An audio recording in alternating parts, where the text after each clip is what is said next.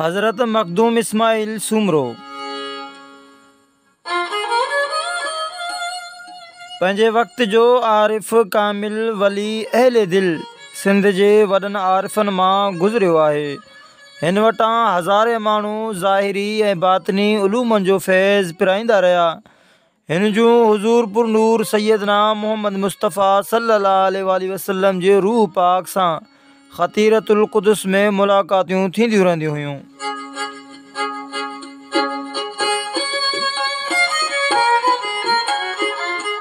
हिन हिकु राति ख़्वाब में हुज़ूर रसूल करीम सल्लल्लाहु अलैहि वसल्लम जन जे इशारे सां पंहिंजे नंढी न्याणी जो निकाह मटियारियुनि जे हिकु नौजवान सैयद सां करायो, जंहिंजो औलाद अॼु ताईं मटियारियुनि में मौजूदु आहे ऐं संदसि ॿी हिकु न्याणी आरिफ़ा कामिला वलिया ऐं अल्लाह ताला जी मार्फत जे मक़ामनि जी ॼाणू ऐं संदसि फैज़ याफ़्ता ऐं ख़लीफ़ा हुई।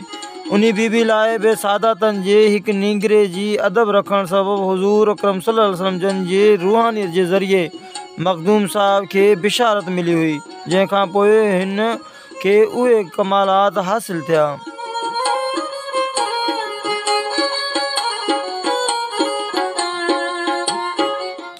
हिन बुज़ुर्ग जो अहवाल हदीक़तुल औलिया ऐं ॿियनि किताबनि में मौजूदु आहे।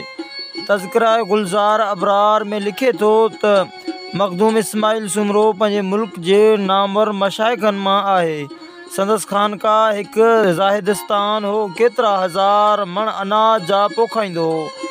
उन मां जेका बि पैदाश थींदी हुई उहा समूरी ख़ानका जे फ़क़ीरनि खे खाराए छॾींदो हो ऐं हिकु दाणो बि पाण न रखंदो हो। हिन जे तरीक़े जी बुनियाद ई हिन ॻाल्हि ते रखियलु हो त जेके बि पैदा थींदो सो समूरो अल्लाह जी मख़लूक़ खे ॾेई छॾींदो ऐं राति ॾींहुं ख़िदमत ख़ल्क़ में गुज़ारींदो हो। ख़िदमत गुज़ारी कंदे साल 998 हिजरी में अल्लाह ताला जी रहमत खे वञी पहुतो ऐं अगमकोट में दफ़न कयो वियो, जिते संदसि मज़ार मशहूरु आहे।